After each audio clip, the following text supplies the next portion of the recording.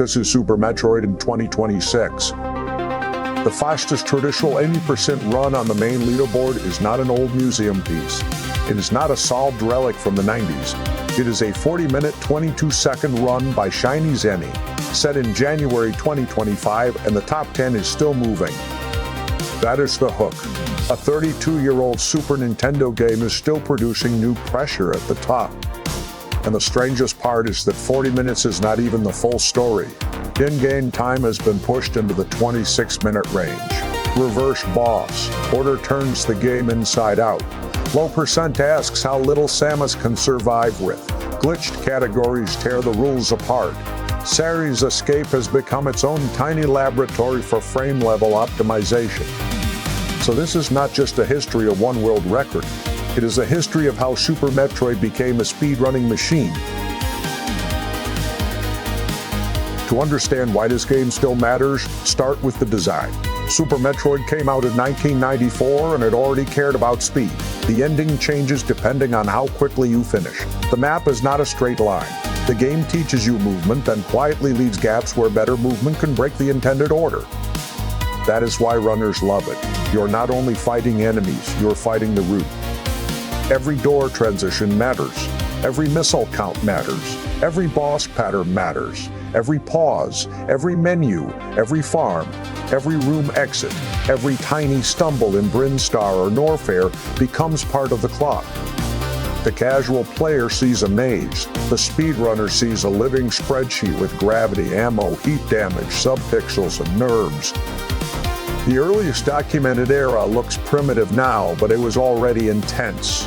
Before the modern leaderboards, before capture cards were normal, before Twitch made every attempt visible, Super Metroid history was scattered through emulator movies, old web archives, speed demos archive, and community memory. The Super Metroid speedrunning wiki calls the pre-2005 era ancient history for a reason. Some early runs were segmented. Some were on old versions of ZSNEs. Some source files are gone. But the shape of the story is still visible. In 2003 and 2004, Smokey's runs were the landmark. The public numbers were judged mostly by the in-game timer, because that is what the game itself displayed. A 38-minute in-game time was astonishing. But real time was rougher, because the in-game clock does not count everything, and it only displays whole minutes. Then, Hotarubi pushed the game further. His 2006 and 2008 runs became legendary because they looked like a different understanding of the game. The movement was cleaner, the route was sharper, the goal was still heavily tied to game time, but the human standard had clearly changed.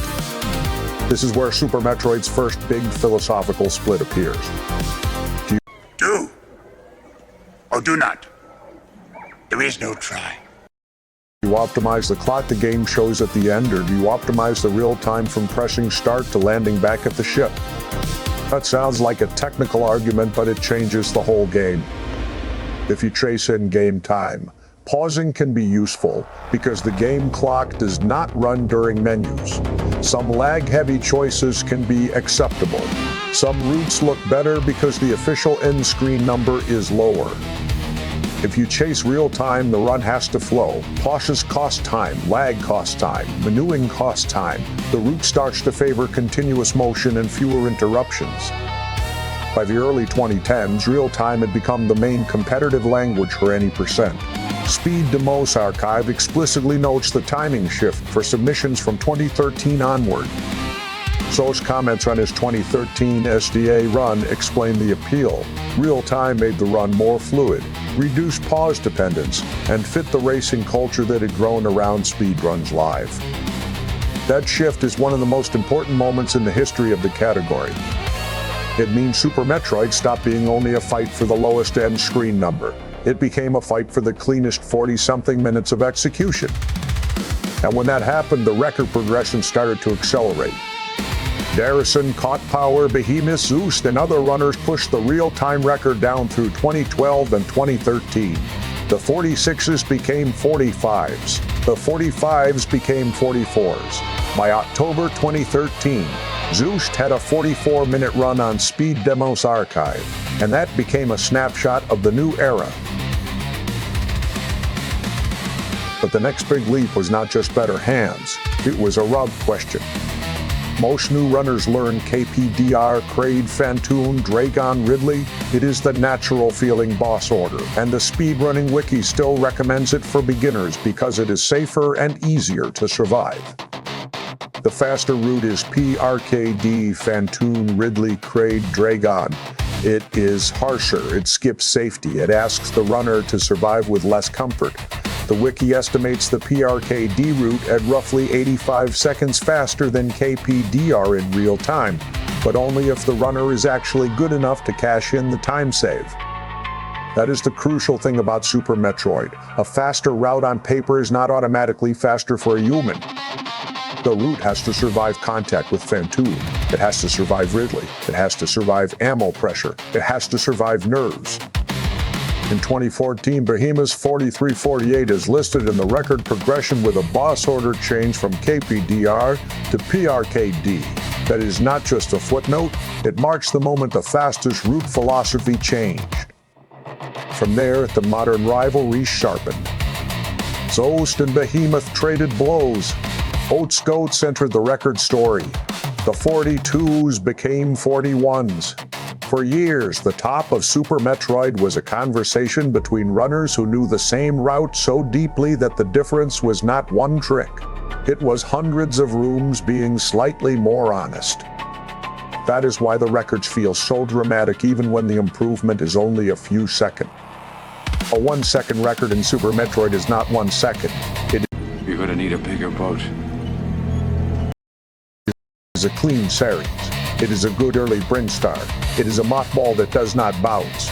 It is Phantoon behaving. It is Dragon not becoming expensive. It is Ridley dying without forcing panic. It is the escape not turning into a disaster after 40 minutes of work. The mothball is a perfect example of the game's identity. To a casual player, Morph Ball is slow. To a speedrunner, there is a way to preserve running speed as Samus morphs. That lets her roll over crumble blocks and reach super missiles early, skipping Spore Spawn in most categories. The speedrunning wiki describes the Mach Ball as one of the most important techniques in the game because it changes the early route with only Morph Ball required. It is not flashy in the way a modern glitch is flashy. It is small, it is physical, it looks like a simple little roll.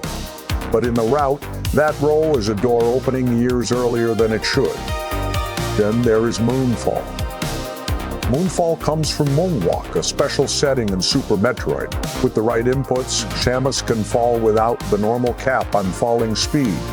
The record progression page notes that, unless otherwise stated, every record from June 6, 2017 onward contains Moonfall. That one note tells you how technical the category became. A setting hidden in the options menu becomes a major speedrun mechanic. A fall becomes a rote resource.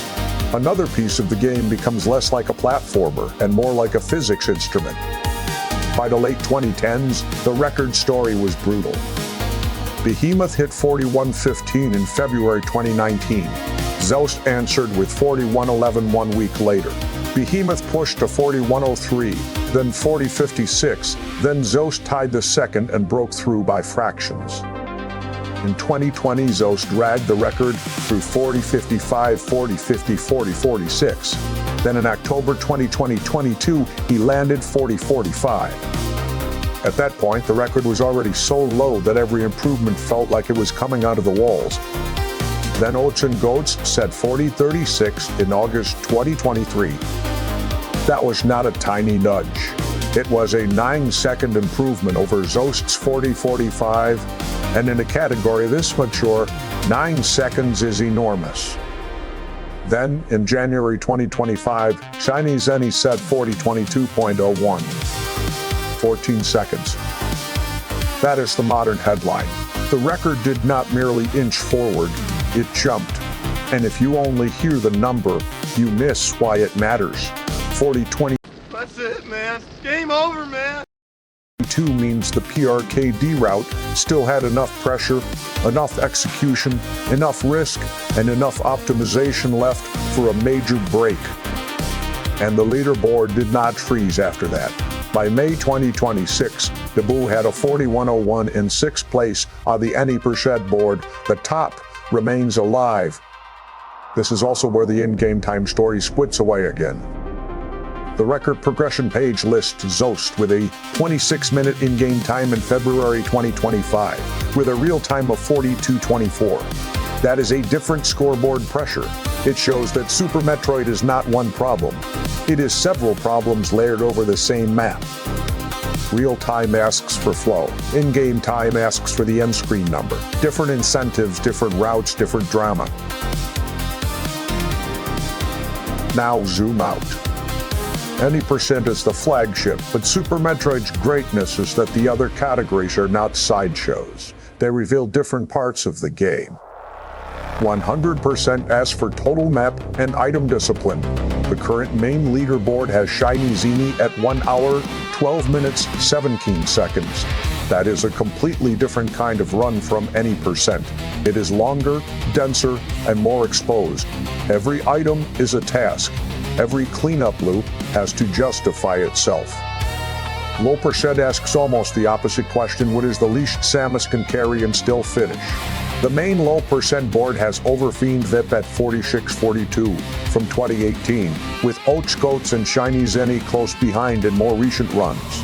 Low% is not just slower any%. It is survival as rooting. Then there is reverse boss order.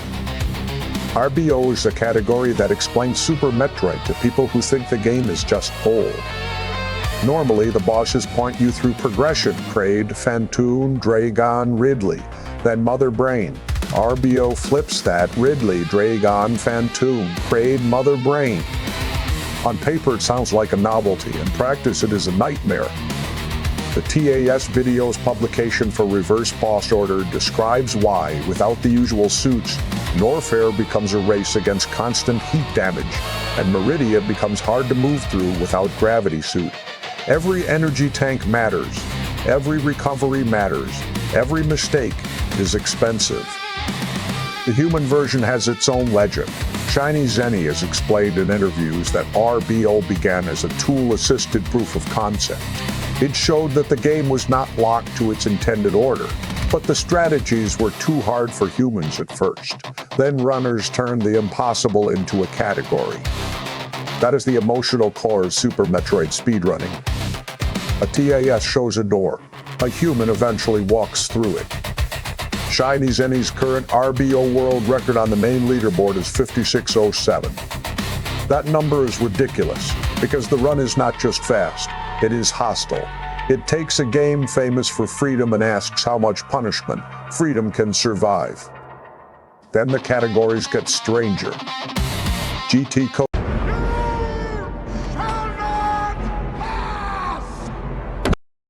uses a hidden debug-like code that changes Samus's equipment state. Any% glitched and low% glitched go even further, allowing memory corruption, style routes, and category-specific rules. The current any% glitched record is 11 minutes flat by Ruia. That is not the same sport as traditional any%, and the community treats it separately for exactly that reason. This separation is important. It keeps the traditional run meaningful while still giving the game room to be broken.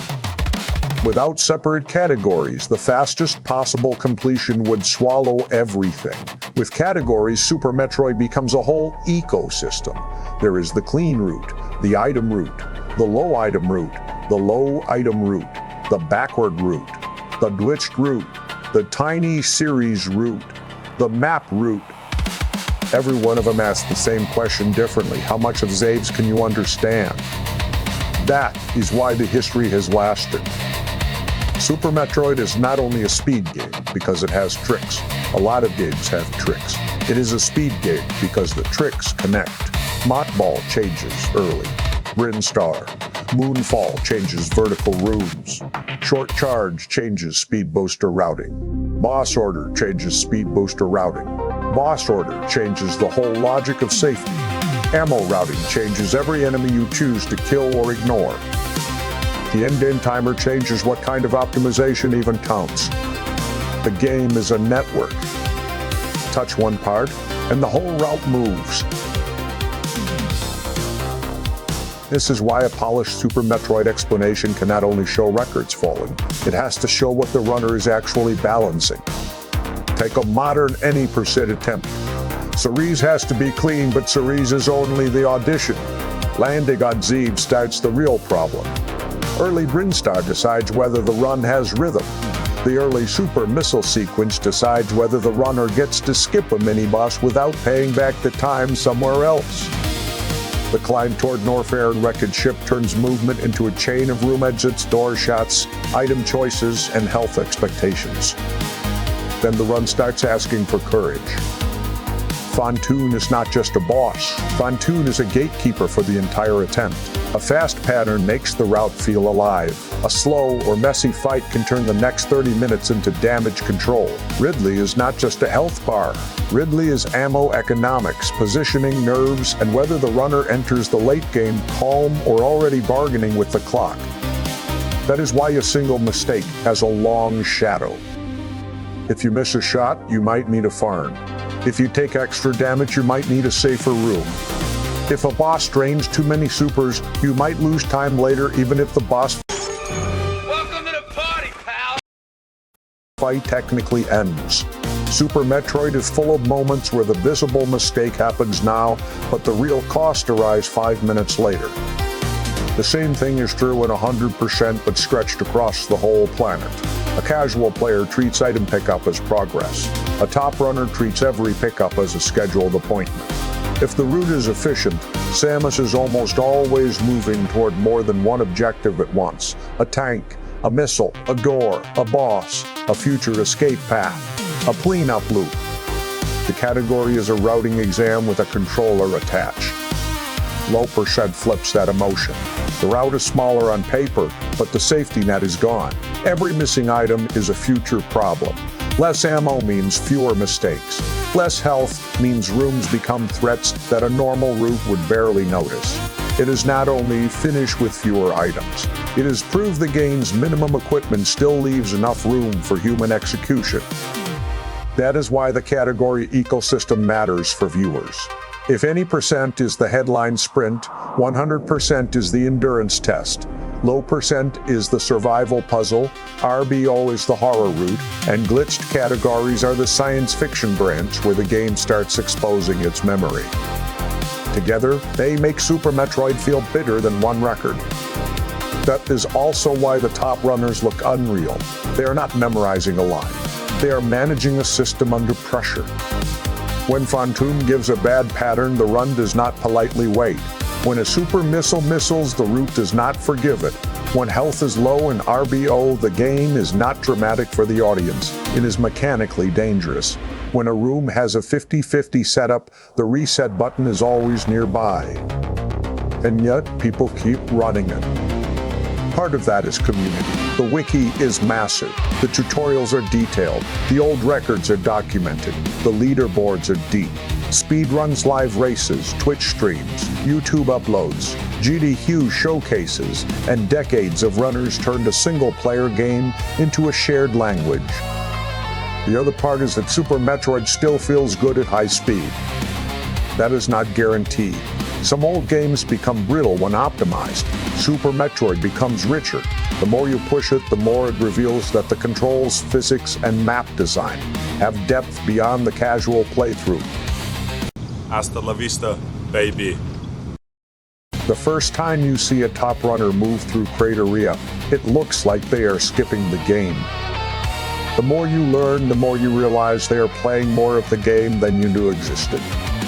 That is the best version of speedrunning. Not avoidance, mastery. So where is Super Metroid now? As of June 2026, the Any % board is led by Shiny Zenny's 4022. The top 10 is packed with names that define the modern era.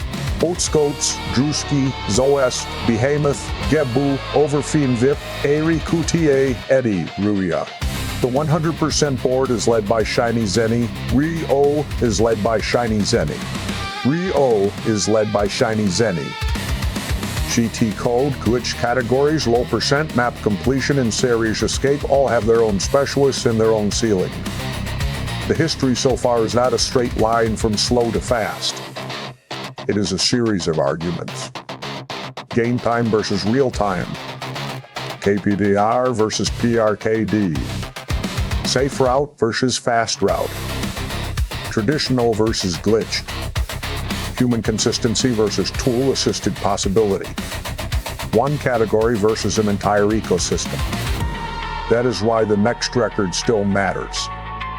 When someone improves Super Metroid now, they are not just saving time. They are proving that a 32-year-old game still has room for cleaner thought, cleaner movement, and cleaner nerve. The obvious thing to say is that Super Metroid is solved. The record history says the opposite. If it were solved, Coda Ruby would have ended it.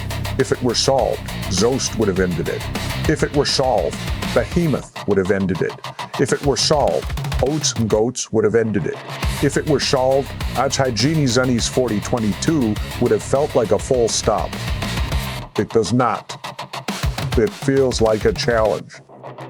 Somewhere in the route, there is another door transition that can be cleaner, another boss fight that can be less expensive, another movement choice that looks impossible until someone grinds it into normal. That is the legacy of Super Metroid Speedrun.